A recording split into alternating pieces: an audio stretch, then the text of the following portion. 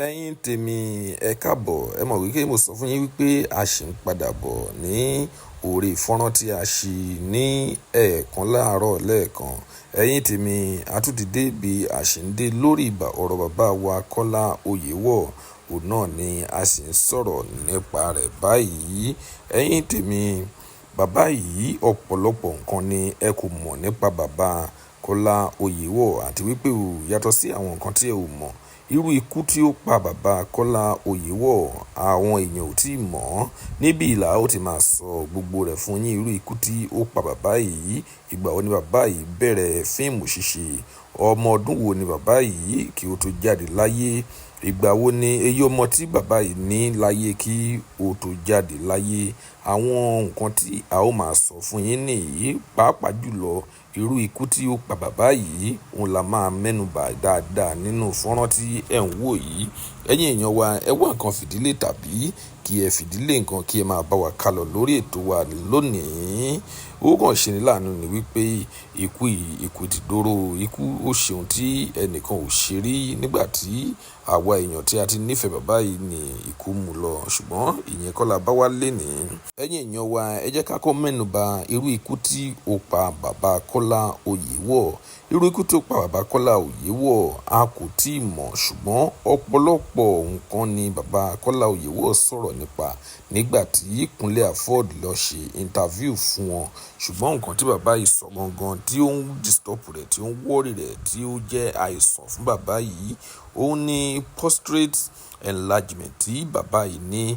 Bàbá yìí náà sì sọ wípé kò jẹ́ kí òun gbádùn ara òun àti wípé kò jẹ́ kí òun tún lọ ṣe àwọn iṣẹ́ tí ó yẹ kí òun ṣe.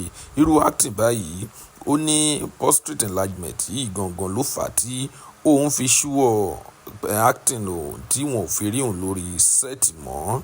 Ẹ̀yin èèyàn wa, a ó máa tẹ̀síwájú báyìí. A kò mọ̀ bóyá nǹkan tó pa bàbá gangan nìyẹn o, ṣùgbọ́n àwọn àìlera tí bàbá ní, òun náà ni a sọ fún yín yìí.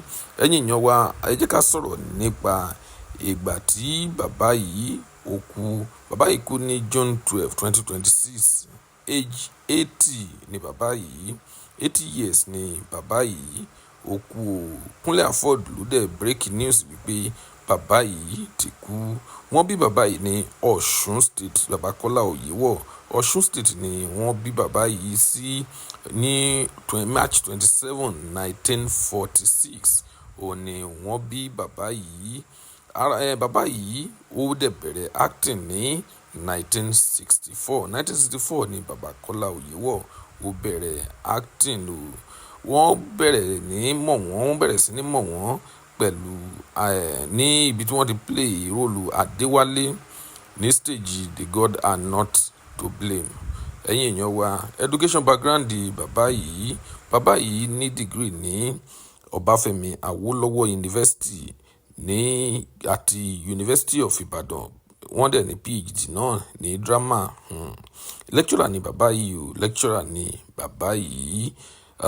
Kí lẹ tó fẹ́ mọ̀ nípa bàbá Kọ́lá Oyèwọ̀? Nǹkan tẹ́ bá fẹ́ mọ̀, ẹ tẹ̀ sí inú comment section ká lè sọ̀rọ̀ nípa rẹ̀. Ẹ má ṣe gbàgbé láti máa fi àdúrà ránṣẹ́ sí ìdílé bàbá wa Kọ́lá Oyèwọ̀. Ẹ̀yin tèmi, a ó máa lọ báyìí. Ìròyìn ní ṣókí tí à ń wá fún yín rèé. Tí ó bá jẹ́ ìgbà àkọ́kọ́ tí ẹ̀ ń wo fídíò wa nìyí tàbí ẹ̀ ń bá fídíò wa pàdé, ẹ jọ̀wọ́ ẹ tẹ subscribe button láti máa rí púpọ̀ lára àwọn fídíò wa wò. Ojú tí ẹ fi ń wò wá kò ní fọ́, etí tí ẹ fi ń gbọ́ wá kò ní dì láṣẹ Èdùmàrè. Ọpẹ́ Ọmọ Àjíbóyè lórúkọ tèmi, èmi sì ni oníròyìn yín. Ó tún dọjọ́ mi, ọjọ́ rẹ̀ ó dìgbà.